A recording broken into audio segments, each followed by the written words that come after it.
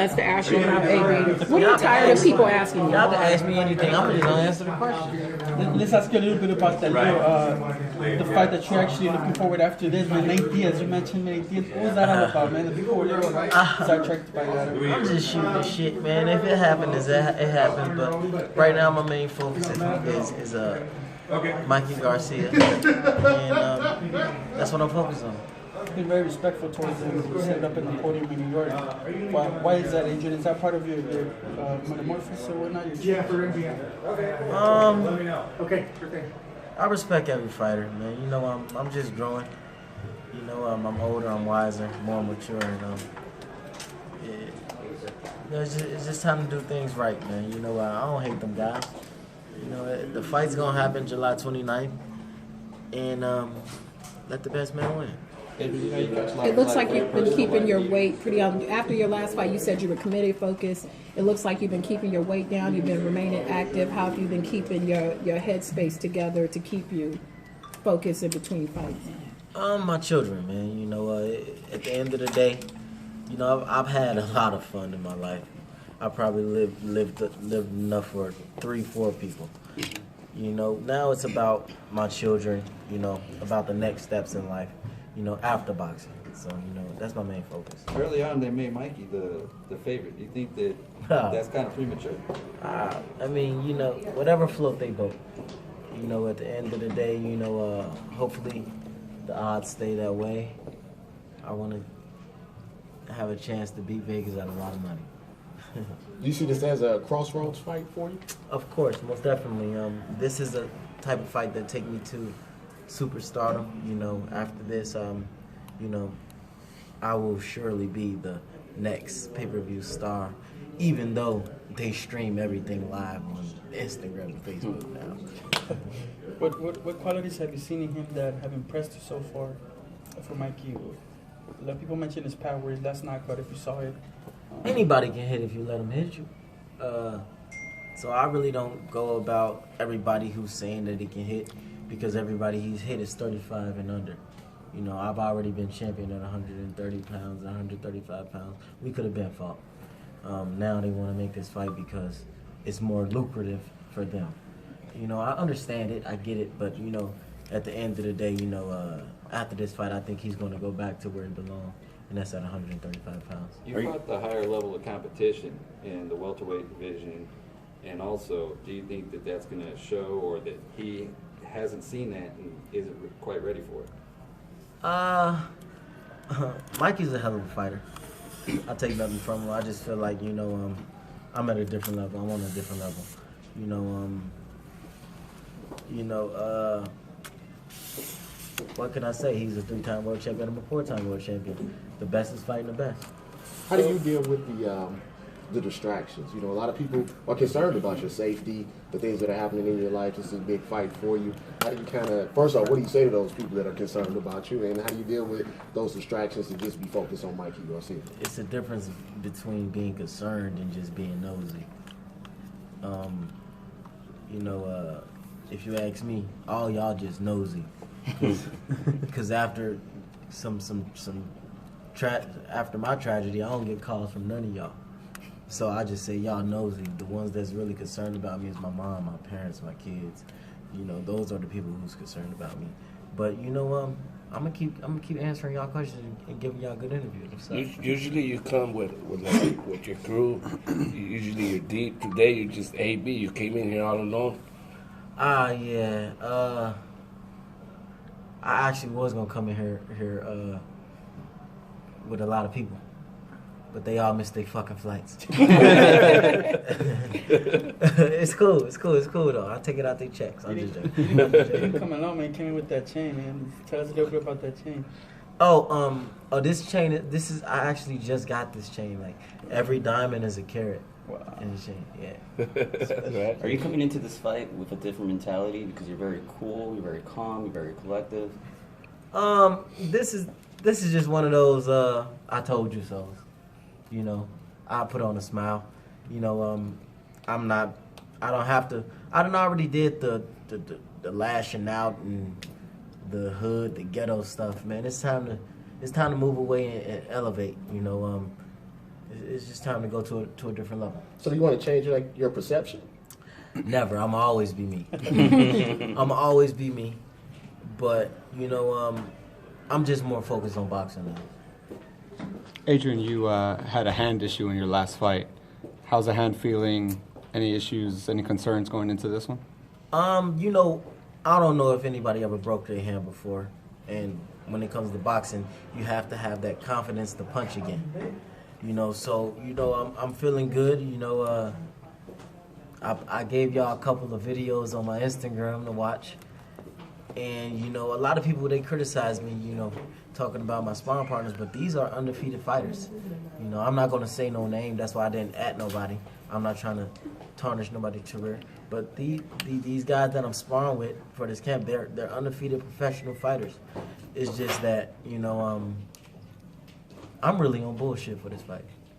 I ain't playing. So, I'm taking this fight real serious, and I'm going to get up for this fight, and I will show that I am one of the best that's out here still in boxing. What did that teach you in your last fight, being that your hand was hurt? You still pulled out the victory. What did that teach you about yourself? Actually, wasn't my first time. I probably brought it up in an interview, but after the fight, I didn't complain like I broke my hand. I don't make excuses. I just do what I got to do to get my victory. The first round, the first big hook I landed, it was over. I couldn't even jab no more. That's why I went on the inside and I beat him with the right hand. But for this fight, I'm just gonna do what I gotta do to get my victory. He didn't warn you, but he did state in the press conference in New York that because he's a bigger puncher than Marcos McDonald. How do you take that statement from him? I mean, look, listen.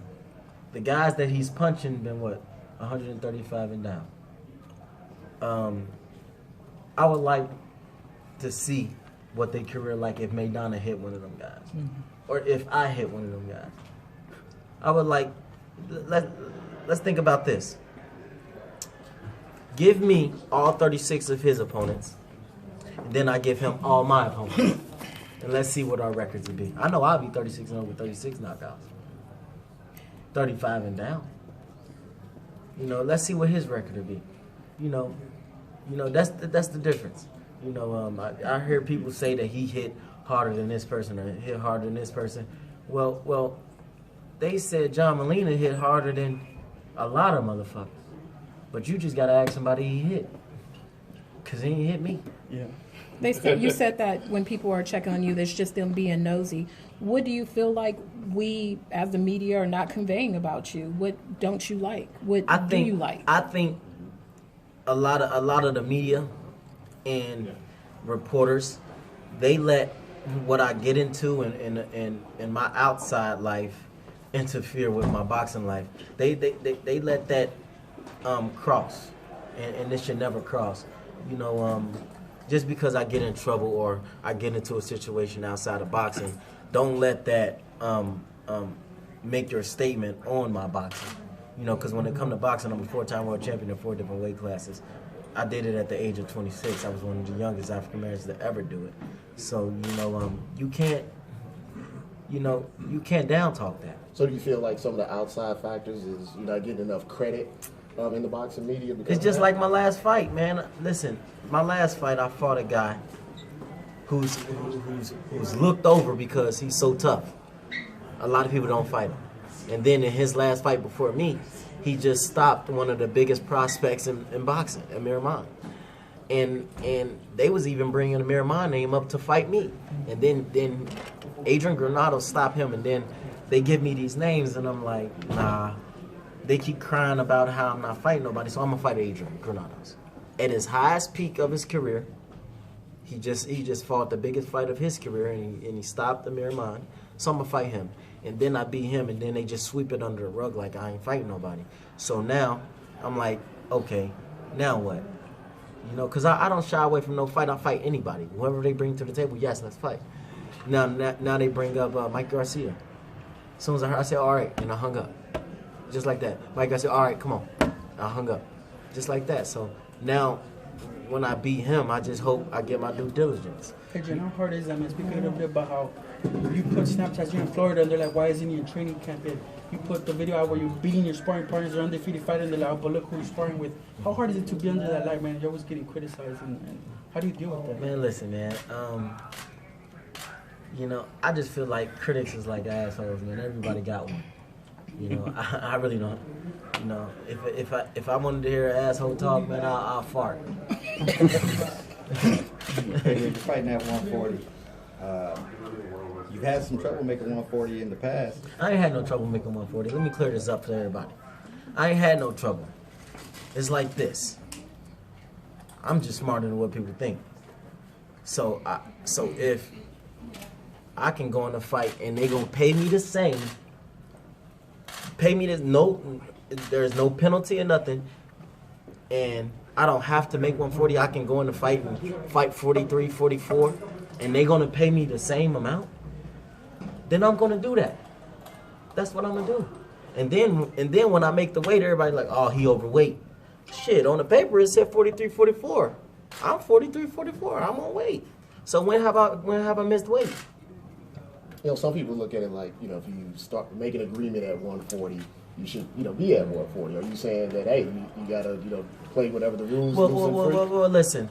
Well, if they feel like that, they shouldn't agree to fight. Then that's just like let's say I cheat, and then my girl found out I cheat, and then I'm like, all right, now what you gonna do? You got two things: you can stay or leave. And she decides to stay. You can't bring up me cheating no more.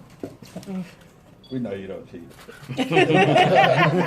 I'm just saying. That's just no. That was just you know what I'm saying. An analogy. Yeah. There's nothing wrong. So basically, you're saying there's nothing wrong with taking advantage of a situation if you're allowed to. Man, listen, man. Okay, if that's what it is, that's what it is, man. I gotta do what's best for me, because at the end of the day, when the first and the fifth come and it's time to pay my bills, I can't borrow nothing from y'all. Definitely not me. See, I can't borrow nothing from nobody, so I got to do what's best for me. Adrian, why do you think you draw this attention where the cameras can't wait to hear you talk and everybody chase you? And I think because I'm very outspoken, you know, and you got guys like me that's a big name in the sport, and then you got other guys that's very quiet, you know, that want to do what I do. And see me do what I do, and then be like, wow. When they see me in person, they be like, man, I be wanting to say that stuff, but I can't. I'm like, yes, you can. You just gotta talk, man. I just be myself, man. I know it's gonna be people that hate me. I know it's gonna be people that love me. At the end of the day, man, I just try to be the best Adrian Brunner I can be. Opening this interview, you talked about how this fight could have happened at 130, 135 or so, and now they're actually looking for this a bigger payday for them. But man, listen, man. This will be the biggest payday of his career, his biggest fight of his career. And after this, you know, like I said before, he's gonna go back down to 35, and everybody's gonna act like it didn't happen. He's gonna go back to 35. He's still a world champion, so it's really not tarnishing his record. He just been beat by a bigger, better person, better boxer. You know, it is what it is, but you know, I don't care about none of that. I'm about to beat his ass. That's what y'all want. I'm fuck the nigga. I'm gonna fuck him up. I'm gonna fuck him up. That's just what it is. You know, I always enjoyed brushing my hair.